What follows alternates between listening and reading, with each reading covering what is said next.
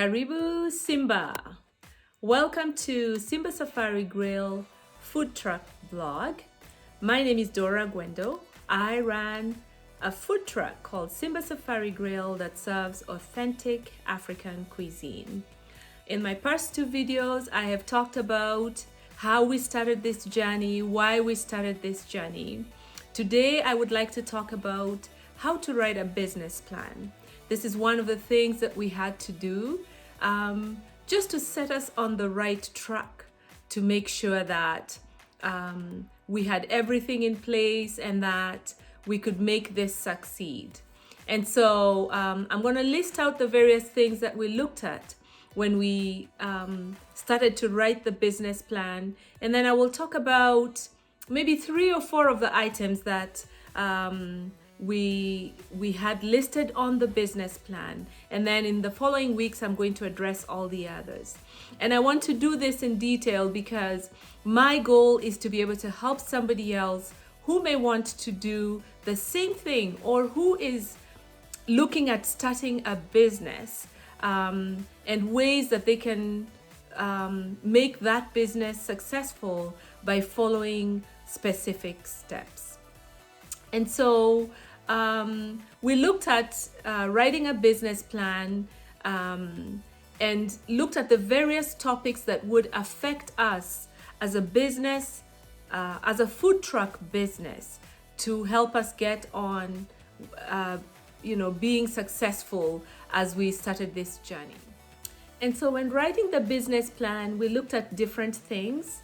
I'm going to list those down, and then we will address, or I will speak to, a few of them today and then address a few of them again in my next video. Maybe I will do this 3 times because there's quite a few topics on there. And so the first thing we looked at was the business description. We looked at the executive summary. We looked at a resume. That was my resume as the person who was going to own and operate this food truck. We looked at the business climate of the area where the food truck was going to operate. We looked at the community profile. We looked at the history of this particular food truck. We looked at capital costs and other costs and put together a financial summary. We also looked at the services that we were hoping to provide. We looked at trademarks, a menu cover, menu inside. We looked through newspaper articles that talked about food trucks and what we would be able to glean from them. We looked at a marketing plan. How are we going to put ourselves out there? We looked at market supply, supply and demand, right? And market strategy and sales projections. That was a very important part of the business plan. And then just general assumptions. We had other assumptions. What are things that we needed to look at and put in that business plan that we would put into consideration in regards to Simba Safari Grill? We looked at operations. How are we going to run this food truck? Insurance and liability. The owner operators, that's ourselves. We looked at critical risk and success factors. And then we looked at financial projections. And so today I'm going to talk about just 2 or 3 of the things that we had looked at. And I will break it into 4 sections and address those in my upcoming videos.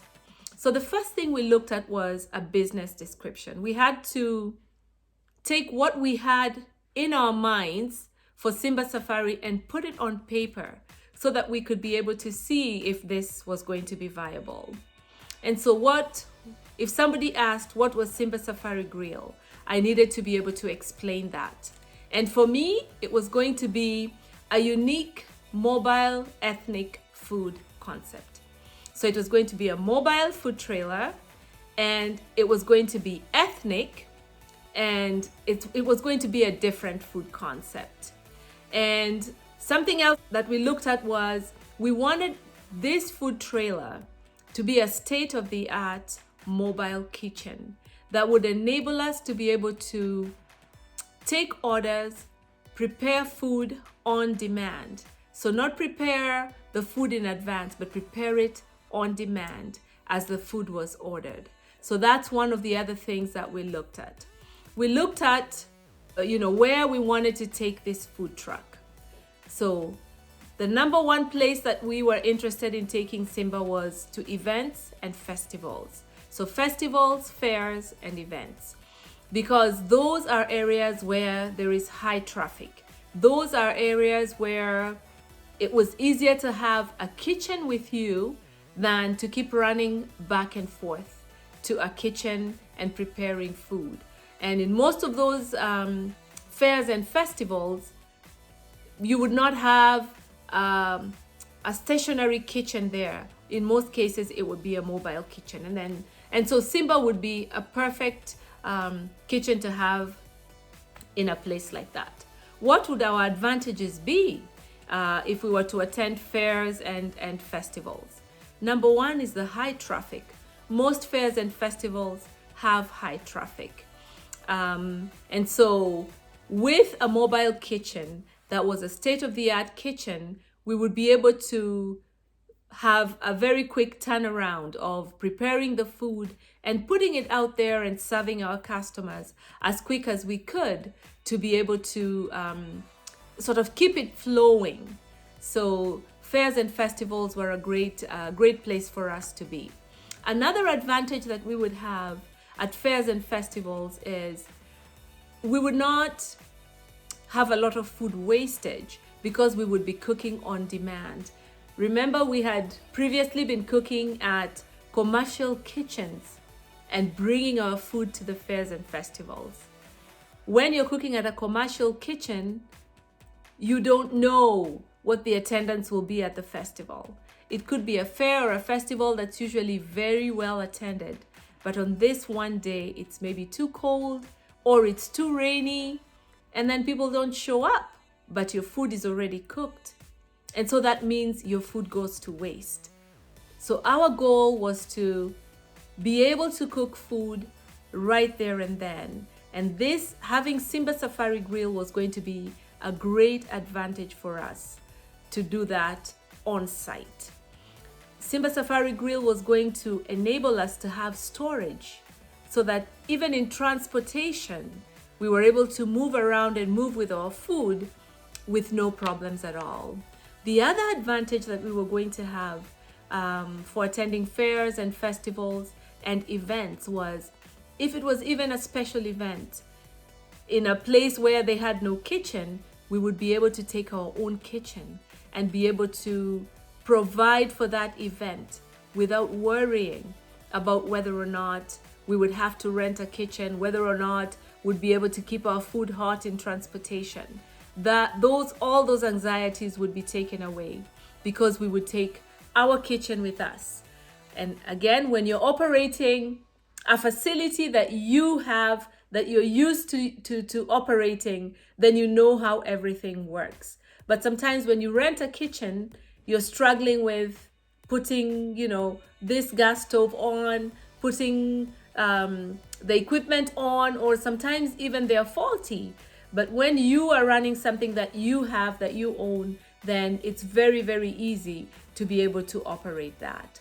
And so we did a market testing to make sure that what we were looking at as advantages would indeed be advantages for us.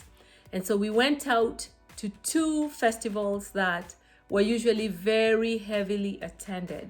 And we cooked in a commercial kitchen and brought the food out to these festivals.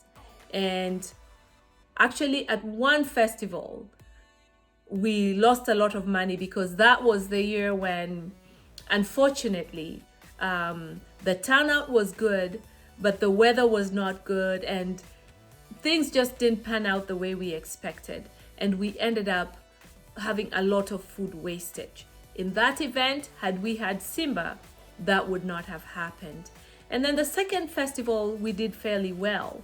But again, our menu was limited because we could only do 4 or 5 food items because we were cooking food at a different place and bringing it to the festival.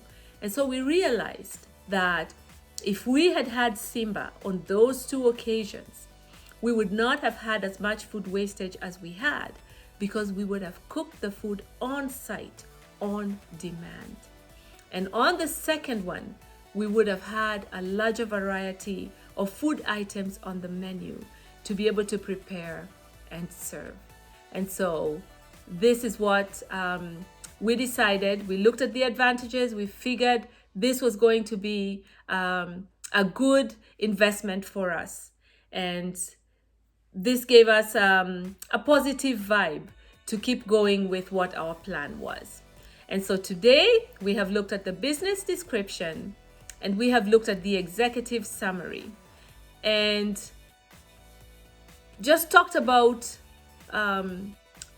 what these two things looked like for us when we were planning on getting Simba and when we were writing our business plan. Next, on my next video, I will talk about the next 2 or 3 items and just break them down in the way that we did it and how we benefited from them. If you like this video, remember to subscribe, follow us on YouTube, follow us. We have a blog, simbasafarigrill.com, and keep in touch. More to come.